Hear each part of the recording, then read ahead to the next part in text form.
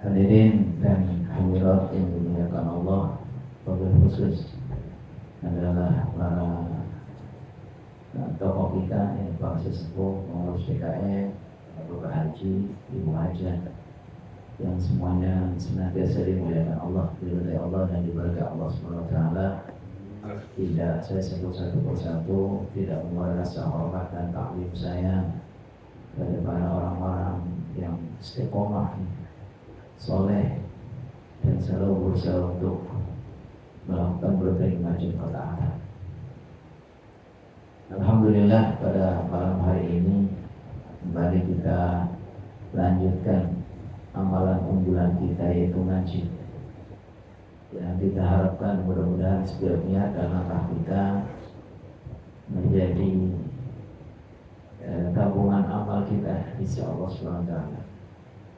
Karena orang-orang yang selalu hadir dalam majelis ini adalah orang-orang yang mendapatkan kedudukan yang khusus dari Allah SWT. Orang-orang yang hadir di majelis ilmu itu Allah utus para malaikat untuk membentangkan sayapnya dalam rangka menaungi. Bahkan dalam hadis yang lain, semua makhluk di langit, di bumi, sampai ikan yang di laut, sampai semut-semut yang ada di lubangnya, semua mendoakan orang-orang yang selalu hadir di dalam majelis ilmu ini. Sehingga karena saking utamanya, saking besarnya, kadang untuk hadir ke majelis ilmu itu berat, ya kan? Iya, karena pahalanya besar, kebaikannya banyak, sehingga ini perlu pengorbanan atau banyak tantangan. Tantangannya itu apa? Berat kita untuk melakukan hadir di majelis, ya, insyaallah. Makanya kita selalu niatkan supaya Allah ringankan kita, ingat-ingat keutamaannya, sehingga kita akan selalu semangat belajar. Kalau kata Imam Ahmad bin Hanbal, la ilmu la ya'diluhu syai'un idza sahhatin. Ilmu ini, keutamaan belajar ini enggak bisa dibandingkan dengan keutamaan ibadah apapun, asalkan betul-betul niatnya yang benar. Niatnya kita untuk mencari ridha Allah, kita kepengen menghilangkan kebodohan supaya kita tahu tentang agama Allah ini. Tentu setelah itu untuk kita amalkan, ya kan? Bukan ilmu untuk ilmu, tapi ilmu untuk diamalkan. Salawat dan salam mudah-mudahan Allah senantiasa limpahkan curahkan berikut baginda Nabi Muhammad SAW serta keluarga dan para sahabatnya, dan mudah-mudahan kita semua Allah senantiasa berikan pertolongan untuk meneladani, menghidupkan sunnah-sunnahnya agar kita semua mendapatkan syafaatnya di yaumil qiyamah. Amin ya rabbal alamin. Ada request khusus, ya, walaupun agak mendadak, ya. Katanya ngajinya tentang kurban.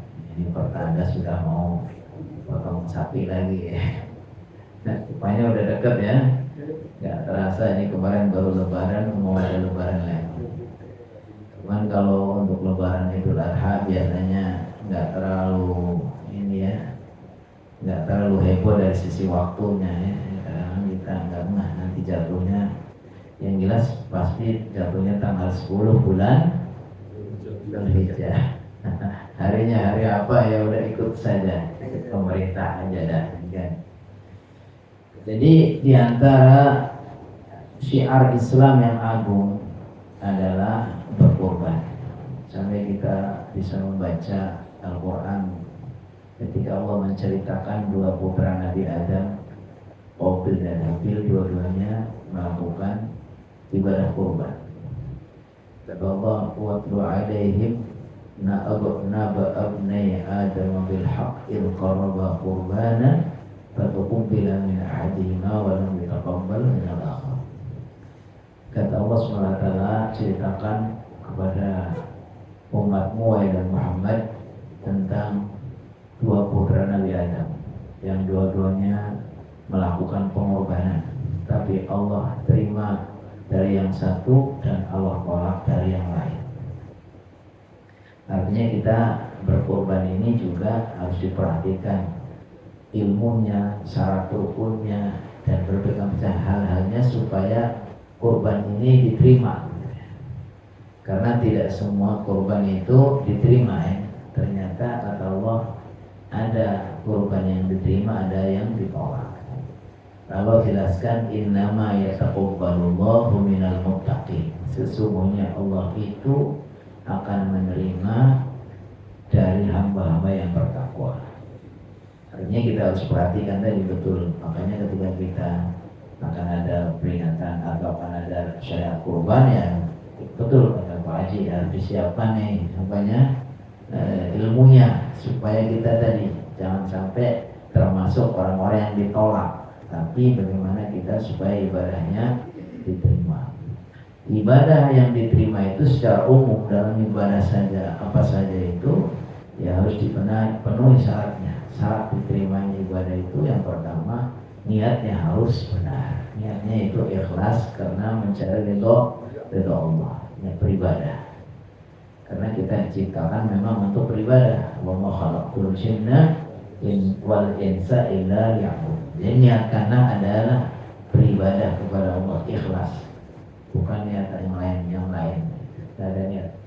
Yang kedua harus benar. Jadi harus ada ilmunya.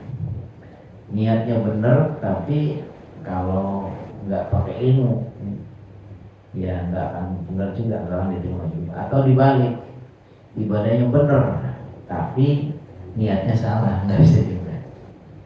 Nah, jadi dua-duanya harus dipenuhi. Insya Allah kalau untuk niat, ya kita masing-masing harus bisa menjaga. Insya Allah semuanya tulus ya. Kenapa kita menyiapkan untuk berkorban? Kenapa kita berusaha untuk belajar? Sebenarnya karena kita punya niatan yang ikhlas ya, niat yang tulus untuk beribadah. Tapi kita harus juga penuhi syarat yang lain. Nah, makanya kata Allah SWT disebutkan dalam tadi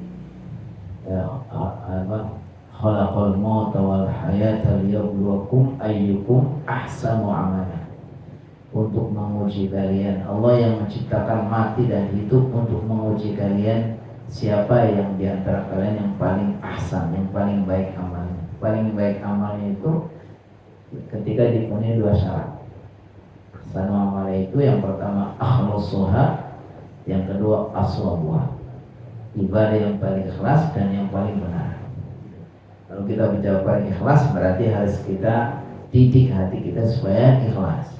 Kalau kita bicara yang paling benar harus kita ajari ya akal pikiran kita supaya tahu ilmunya.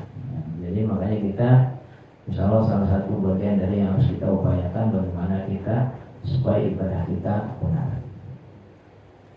Hukum berkurban menurut jumhur ulama itu mayoritas ulama baik itu Syafi'iyah kalangan Imam Syafi'i, Al-Hambaliyah Imam Hambali ataupun Malikiyah yang masyhur hiya sunnatun muakkadah alal qadir wa yukrahu tarkuha lil qadir alaiha. Jadi hukumnya sunnah muakkadah. Berarti kalau sunnah itu sesuatu yang sangat dianjurkan, muakkadah, sunnah yang seharusnya dilakukan. Dalam hal ini sunnah menurut hukum fikih ya. Jadi kalau bicara sunnah dalam hukum fikih itu adalah kategori dari 5 hukum. Ada wajib, ada sunnah, ada mubah, ada makruh, ada haram. Jadi sunnah dalam bab ini adalah bab dalam perspektif fikih, yaitu sesuatu yang apabila dilakukan mendapatkan pahala, kalau tidak dilakukan nggak sampai dosa, ya cuman rugi nggak dapat pahala gitu saja. Itu sunnah dalam perspektif fikih.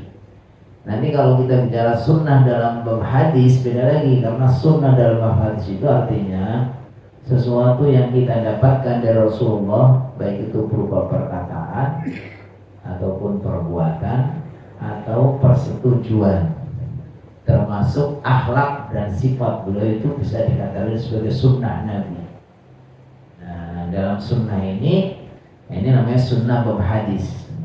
Yang kalau kita berpegang teguh pada Al-Quran dan As-Sunnah. Ya, As-Sunnah ini adalah yang tadi perkataan, perbuatan, persetujuan dan amal. Tapi kalau ini hukum berkorban adalah sunnah. Nah itu maksudnya sunnah fikih, yaitu yang apabila dikerjakan mendapatkan keutamaan pahala, kalau tidak enggak dosa. Ini pendapat mazhab Syafi'iyah, Hambaliyah atau Hanabilah atau Malikiyah. Itu seperti itu, yaitu sunnah muakkadah bagi orang yang mampu dan dimakruhkan bagi orang yang mampu meninggalkannya. Berarti ya kalau kita setiap tahun memang ada rezeki dan kita mampu, ya disunahkan. Disunahkan. Tapi kalau namanya kita mampu nggak mau kurban, ya nggak sampai dosa, tapi makruh. Makruh berarti apa? Makruh itu sesuatu yang apabila ditinggalkan itu dapat pahala. Meninggalkan yang makruh itu dapat pahala. Kalau melakukan nggak sampai berdosa. Jadi meninggalkannya itu makruh. Berarti gimana? Jadi kalau kita perhatikan hukum fikih itu, kalau wajib lawannya haram. Kalau wajib sesuatu yang kalau dilakukan dapat pahala, kalau ditinggalkan berdosa. Kalau haram sebaliknya, sesuatu yang kalau ditinggalkan kita dapat pahala, kalau dilakukan tidak dosa. Sunnah lawannya makruh. Kalau sunnah itu kita dapat pahala, ditinggalkan nggak apa-apa. Kalau makruh sebaliknya, kalau kita tinggalkan dapat pahala, kalau kita lakukan nggak sampai berdosa. Yang di tengah-tengah namanya mubah. Mubah itu antara ya tergantung kepada niat. Kalau sesuatu yang mubah itu kalau diniatkan untuk kebaikan, insya Allah menjadi pahala. Nah, di sini wal Hanafiyah hiya wajibatun 'alal muqim al-musir alladhi yamlikun nisab. Sedangkan menurut madhab Hanafi, pendapat madhab Hanafi itu hukumnya wajib bagi orang yang mukim dan kaya. Maksudnya musir itu kaya, orang yang maksudnya punya kemampuan. Bagi orang yang tinggalnya di satu tempat memang di situ, kecuali kalau kita ada musafir atau sedang mukim, maksudnya ada tinggal di daerah sendiri dan dia punya kemampuan. Musir itu kaya, lawan dari muksir. Di sini yang dimaksud kaya adalah allati yamliku nisab, orang yang mempunyai harta satu nisab. Nah ini berat itu kalau kata Imam Hanif ini. Kalau orang punya satu nisab itu hanya sama dengan 85 gram emas. Kalau sekarang 1 gram berapa? 3 juta ya kan? 3 juta kali 85. Kalau ada orang punya harta segini, punya duit sampai berapa itu? 85 kali 3 berapa? 255 juta. Punya duit kayak gitu di rekening nggak mau kurban, itu kalau menurut Imam Hanafi itu sudah dosa karena wajib kan. Ini pendapat ya kan. Pendapat ini merupakan wajib bagi orang yang mukim yang punya harta sampai 1 nisab. Dan dalilnya dalam hadis kata Rasulullah SAW, man kana lahu sa'atun walam yudhi fala yaqrabanna musallana. Rasulullah SAW mengingatkan kepada kita, kata beliau dalam hadisnya, man kana lahu sa'ah, siapa yang punya kelonggaran, maksudnya punya kelapangan rezeki, walam yudhi, tapi dia enggak berkurban, fala yaqrabanna musallana, maka jangan dekat-dekat musalla kami. Maksudnya ya itu tercela bagi Nabi Muhammad SAW. Apa kamu rajin-rajin ke masjid, kamu nggak mau berkorban, kasarnya begitu. Tapi ini kalau dikomparasikan dengan mayoritas, ya, jadi dari 4 madhab itu yang 3 madhab Syafi'i, Hambali, Maliki itu mengatakan sunnah muakkadah. Yang keras itu 1 imam madhab, yaitu Imam Hanafi, yang paling senior. Jadi kalau urutannya itu madhab yang paling senior adalah Hanafi. Nanti Imam Hanafi punya murid di antara Imam Malik. Imam Malik nanti punya murid Imam Syafi'i. Imam Syafi'i punya murid diantaranya Ahmad bin Hambal, begitu urutannya. Jadi mereka orang-orang hebat sekali, orang yang betul-betul paham dalam masalah agama ini, karena mereka ngerti ayat, ngerti hadis, terus berbagai macam ilmunya. Nah, tapi dalam hal-hal tertentu mereka bisa jadi berbeda pendapat. Karena yang namanya fikih itu artinya pemahaman. Jadi nas hadisnya sama, nas ayatnya sama, tapi kadang-kadang pemahaman bisa berbeda. Jadi kesimpulannya kalau hukumnya seperti itu. Kemudian waktu menyembelih. Kalau menurut madhab Hanafi, Maliki dan seterusnya, ini waktu menyembelih itu dimulai dari setelah sholat Id dan memanjang sampai hari tasyrik.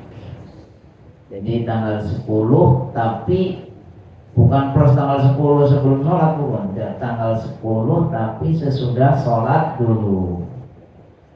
Sholat Id dulu, baru kemudian dia menyembelih. Kalau dia menyembelih sebelum sholat, itu jatuhnya bukan penyembelihan korban, ya penyembelihan biasa saja. Nanti dagingnya jadi daging infak aja, sedekah saja, nggak menjadi bernilai korban. Nah, ini pendapat Hanafiyah, Malikiyah, Hanabilah, tantahi bintihai yaumits tsani min ayyamit tasyrik fi majmu'iha salasati ayyam. Ya, ini jadi kalau menurut Hanafi, Maliki, Hambali itu hanya sampai hari kedua hari tasyrik. Berarti tanggal 11 dan 12. Tapi kalau Imam Syafi'i, tantahi binti yaumits tsalis min ayyamit tasyrik. Nah, itu berarti kalau pendapat Imam Syafi'i yang lebih longgar berarti 4 hari.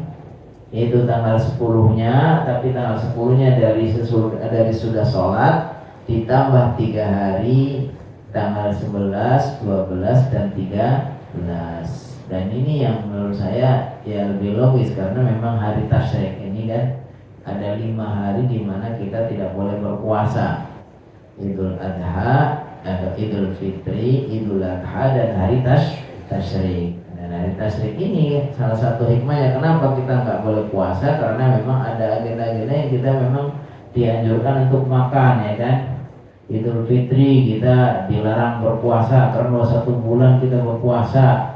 Ayo silakan hari itu jangan sampai puasa, ayo silakan makan. Bahkan kalau orang membayar fitrah itu harus diberikan pada hari atau pada waktu terakhir sebelum si imam pergi ke masjid untuk melakukan sholat. Itu zakat fitrah harus dibagi, karena zakat fitrah itu adalah tujuannya adalah dalam rangka untuk mengembirakan, menyenangkan, memberi makan kepada fakir miskin. Jadi kalau zakat fitrah itu kita sebagai panitia zakat itu pasti sudah terbagi sebelum kita sholat Idul Fitri. Jangan ditahan. Kita mau buru-buru mudik nih, akhirnya orang bayar zakat masih ditahan dulu, nggak boleh. Karena makanya panitia itu pasti kan harus selesai sebelum mudik. Kan kalau mau ditakjil, ya. Yang penting jangan sampai kelewat waktu sholat Idul Fitri, kita sebagai amil zakat ada zakat yang belum tersalurkan. Kenapa seperti itu? Karena zakat fitrah itu memang zakat yang khusus, dan itu waktunya juga tertentu dalam rangka hal tadi, mengejar waktu momen di mana hari raya itu supaya hari mereka itu jangan sampai ada yang tidak makan atau ada yang kelaparan. Maka kalau kita perhatikan pendapat Imam Syafi'i itu sebenarnya lebih pas, ya, di mana kita memotong korban itu 4 hari, yaitu hari Idul Fitri ditambah 3 hari hari tasyrik. Karena hari tasyrik juga hari-hari yang memang kita dianjurkan untuk makan, tidak boleh berpuasa. Kemudian di sini disebutkan orang berkorban itu harus pakai hewan-hewan yang tertentu. Jadi disyaratkan. Para imam mazhab berpendapat mensyaratkannya hewan-hewan tertentu dengan umur-umur tertentu. Jadi ini kekhususan orang berkorban itu di samping hewannya juga tertentu dan juga dengan syarat-syarat, ya kan? Nggak asal. Apa itu hewan-hewannya? Disebut dengan bahimatul an'am. Bahimatul an'am atau hewan bahima. Hewan bahima itu mencakup 3 kategori. Yang pertama adalah kambing. Kambing dengan berbagai macam jenisnya. Asal namanya kambing. Ada kambing Jawa, kambing domba, macam-macam kan. Ya, dan berbagai macam jenisnya itu bisa dikategorikan sebagai bahimatul an'am. Itu boleh dijadikan kurban. Yang kedua adalah sapi dengan berbagai macam jenisnya. Sapi Bali, sapi Limousin, sapi apa silakan. Yang penting sapi, ya kan. Nah, termasuk di dalamnya itu, masuk di dalamnya adalah al-jamus, yaitu kerbau. Kerbau itu dikategorikan kayak sapi. Jadi ada daerah di mana di Kudus kalau nggak salah itu orang tradisi berkorban ada yang pakai kerbau. Nah, kerbau itu ternyata dikiaskan, dianalogikan kepada sapi. Jadi boleh kalau kita mau pengen kurban kerbau, ternyata boleh. Walaupun memang kalau di nas dalilnya itu yang disebutkan secara real adalah al-baqarah atau sapi. Surat al-baqarah itu surat dari sapi. Al-baqar atau al-baqarah. Kalau bakor itulah sapi laki-laki, kalau al-baqarah sapi betina, ya kan. Nah, ternyata jamus, kalau dalam bahasa Arabnya kerbau itu sebenarnya jamus. Jamus itu disepakati oleh para ulama dianalogikan, dikategorikan sebagai salah satu jenis sapi. Artinya boleh juga. Tapi daripada kita ragu-ragu, udah kerbau yang kita jual beliin sapi ya. Udah gitu kan. Biar kita nggak ragu, ya kan? Karena daging kerbau juga memang beda katanya. Ya. Jadi kita akan lebih kepada juga untuk cari lebih aman dan juga kaitannya dengan nanti dagingnya supaya dagingnya betul-betul dirasakan itu manfaatnya oleh orang. Kalau kerbau mungkin ada yang nggak suka. Berikutnya adalah yang termasuk bahimatul an'am adalah onta dengan berbagai macam jenisnya. Selain itu nggak boleh kuda walaupun mahal banget itu. Kuda satu, kuda balap, kuda yang mahal mungkin sampai harganya berlipat-lipat dengan sapi gitu. Tapi tetap aja nggak boleh orang berkorban pakai kuda atau apa yang lainnya, hewan-hewan tertentu yang mungkin lebih mahal. Ya. Nah, jadi karena memang tidak disebutkan dalam dalilnya, hanya disebutkan di sini beberapa hal yang perlu kita perhatikan. Kalau onta itu minimal yang sudah berumur 5 tahun.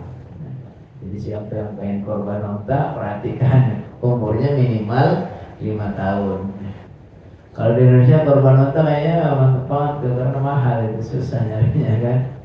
Kalau sapi itu umurnya minimal 2 tahun.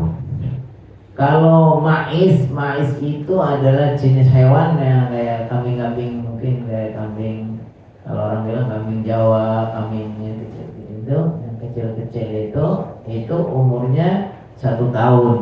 Kalau yang sudah 1 tahun. Kalau jada itu kayak model kipas dan sebenarnya kambing yang besar-besar itu minimal yang sudah, ya ada yang mengatakan sudah 6 bulan atau ada yang mengatakan sudah 1 tahun. Intinya kalau lebih gampangnya itu kambing ya yang 1 tahun lebih aman. Sebenarnya itu terkait dengan juga nanti manfaatnya gitu. Kalau mau yang masih terlalu kecil, nggak dikasih syarat tertentu, takutnya nanti orang asal beli kambing aja, kambing anak-anak dikorbanin gitu kan. Masih belum kan gitu. Jadi nanti dagingnya itu kan jadi nggak banyak gitu kan. Akhirnya orang cari yang gampang aja deh. Ini punya kambing anak udah dikorbanin, jangan begitu. Jadi harus juga ini di syariat itu juga melihat dari sisi kemaslahatan dan kemanfaatan. Jadi sapi yang sudah lumayan dagingnya kalau sudah umur 2 tahun. Kalau kambing yang sudah ini yang umur 1 tahun. Kalau masih pencempek banget itu ya jangan gitu. Nah ini di samping memang secara fikih ini juga sebagai syarat supaya cukup dalam syariat yang menjadi sah, mencukupi untuk dijadikan kurban. Kemudian secara manfaat juga memang jadi lebih besar ya, dan tidak bisa diakal-akal sama orang. Nah ini orang pengen korban sapi yang paling kecil, umur berapapun namanya kan. Kambing juga paling kecil enggak. Kalau onta minimal umur 5 tahun, kalau sapi umurnya minimal 2 tahun, kalau kambing setahun. Kambing-kambing tertentu yang cepat besar itu mungkin kambing kayak di Australia atau kambing yang cepat gede, mungkin minimal dia sudah 6 bulan. Kemudian tidak ada hal-hal yang menghalangi dari keabsahan, karena di sini almani aminal ajza, sehingga tidak mencukupi karena dia ada cacat. Ittafaqal ulama ala anna hunaka uyuban asasiyan tamna'u ijza'al udhiyah bina'an ala hadis syarif. Para ulama bersepakat bahwa ada cacat-cacat atau aib-aib yang penting atau aib-aib yang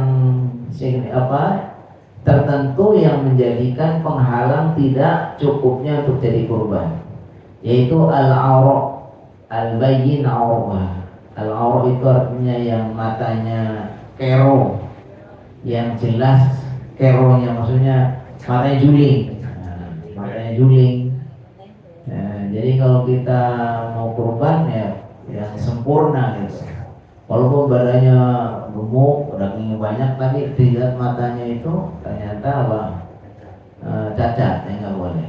Kemudian al-maridhu al-bayyin maradhu, yang sakit, benar-benar sakit. Tapi kalau sakitnya dikit-dikit kita nggak terlalu jelas masih boleh.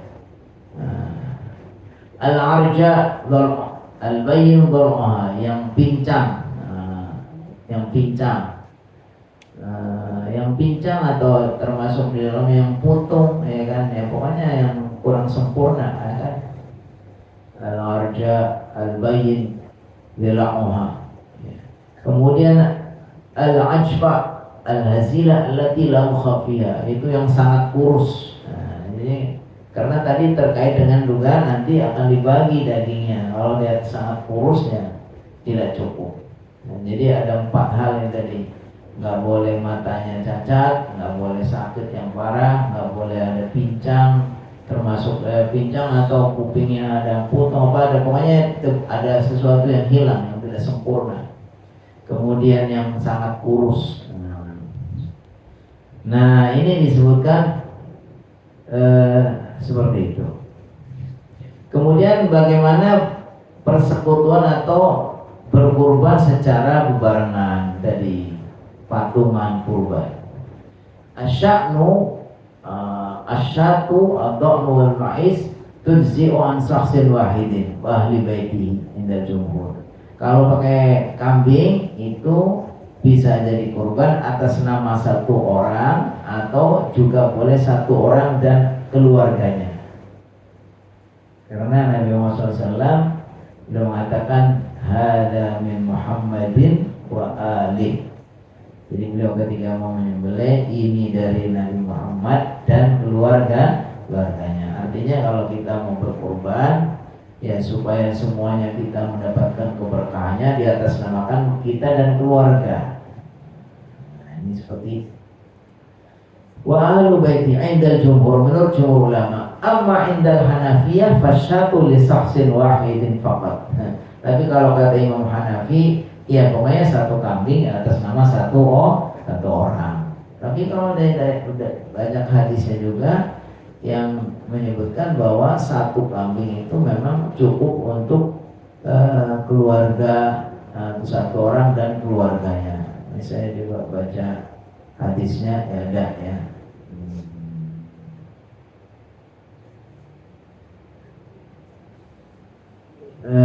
Sabata an Abi Ayyub al-Ansari annahu qala kana ar-rajulu fi ahdi Nabi, dulu ada seorang sahabat di zaman Nabi, yudhi bisyati anhu, dia berkorban dengan satu kambing atas nama dirinya, wa an ahli baitihi, dan atas nama keluarganya, fayakuluna wa yut'imuna, lalu dia makan untuk mereka sendiri dan juga memberi makan kepada yang lain.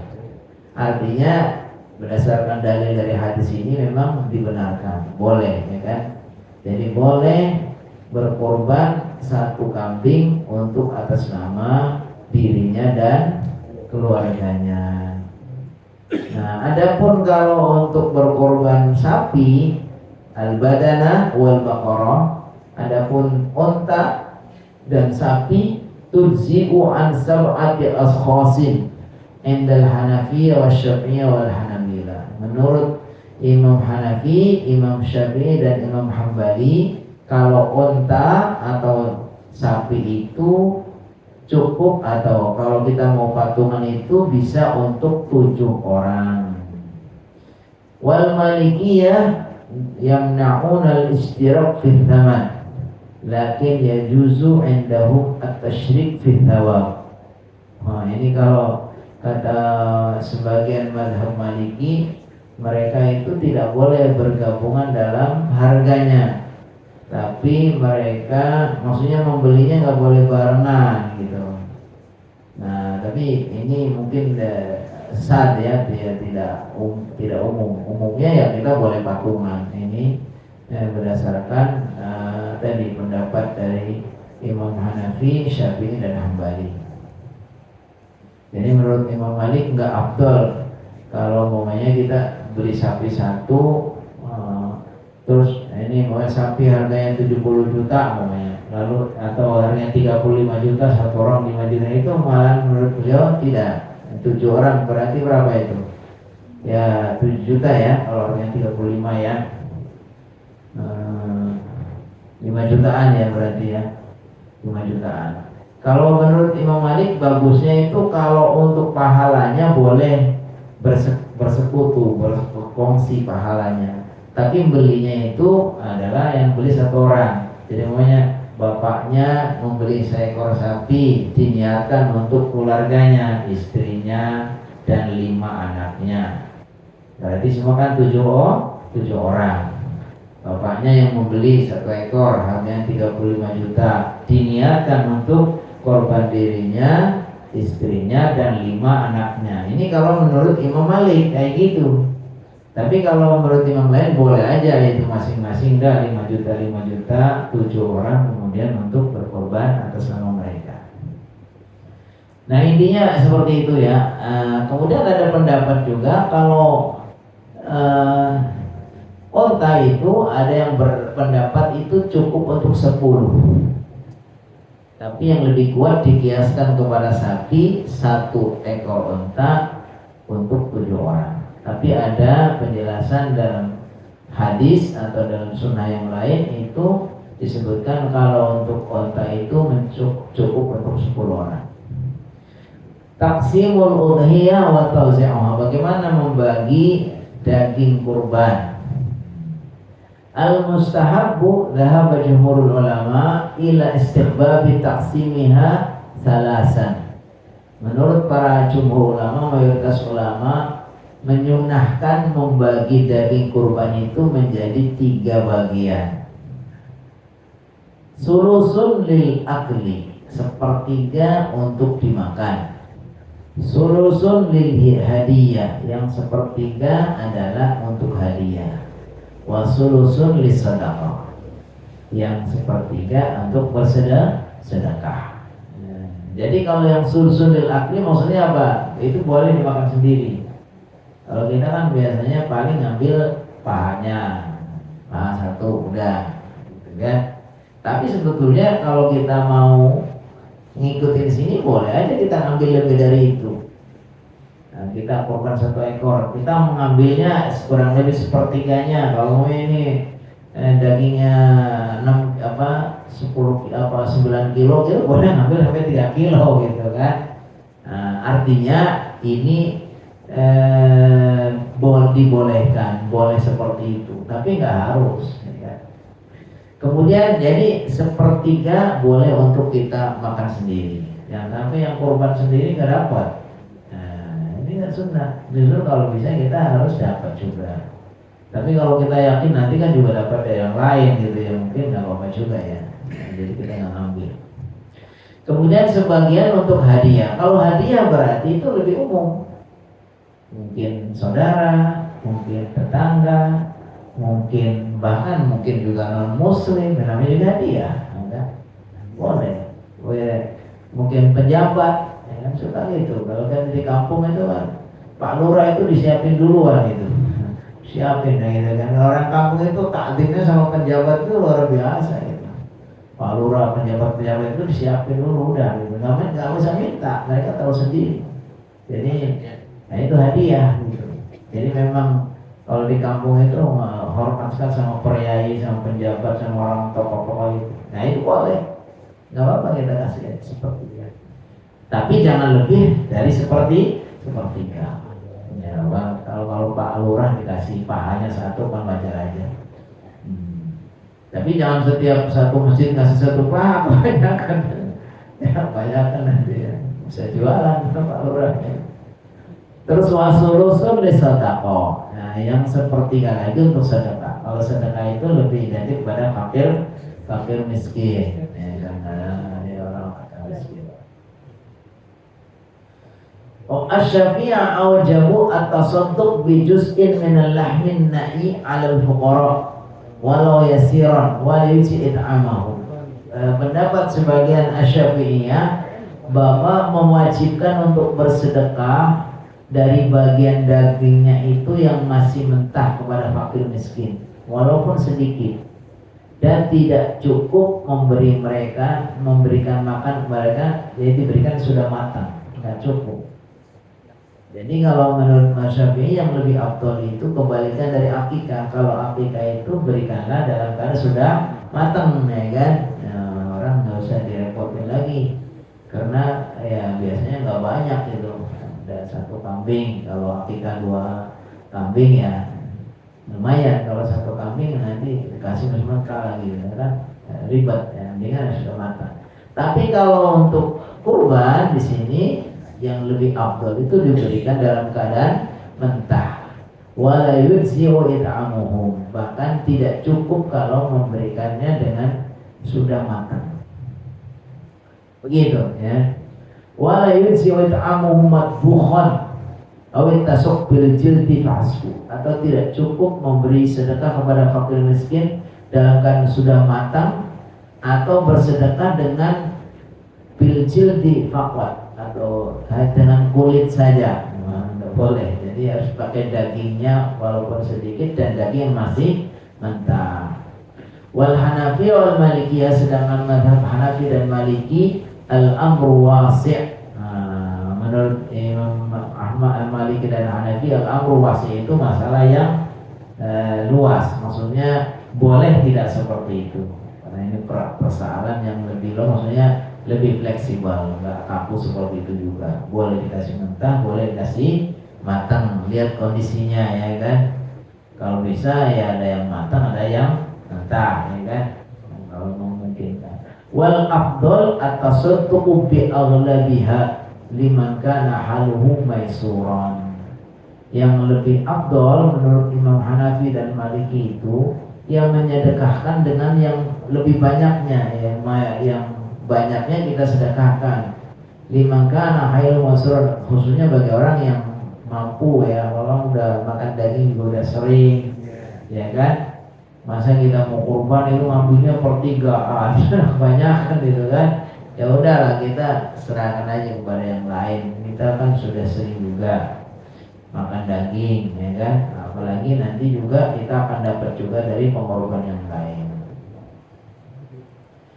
Mulahadha yuhramu 'inda jami'il madahib bai'u syai'in min al-udhiyah lahman aw jildan kama la yajuzu i'ta'ul jaza' ujratahu minha bal tuqtilahu ala sabilil hadiyah aw sadaqah. Ini catatan, diharamkan untuk menurut semua madhab menjual sebagian dari kurban, baik itu maupun kulitnya maupun dagingnya. Sebagaimana juga tidak boleh memberikan kepada pemotong atau tukang jaganya bagian dari kurbannya itu. Maksudnya dia memberikan sebagai ujrohnya, sebagai upahnya.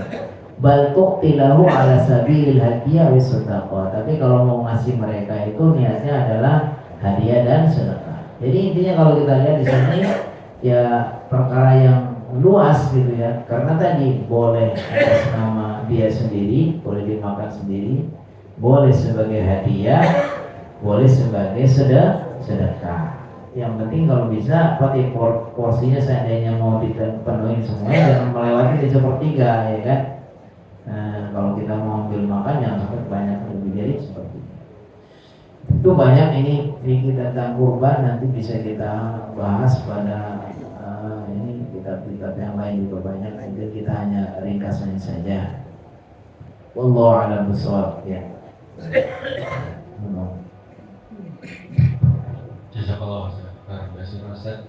Alhamdulillah menarik apa disampaikan. Nanti mungkin kita mau izin setelah sholat isya barangkali ada panitia korban yang ingin menanyakan sesuatu yang masih belum jelas, kita bisa sambung nanti setelah sholat isya.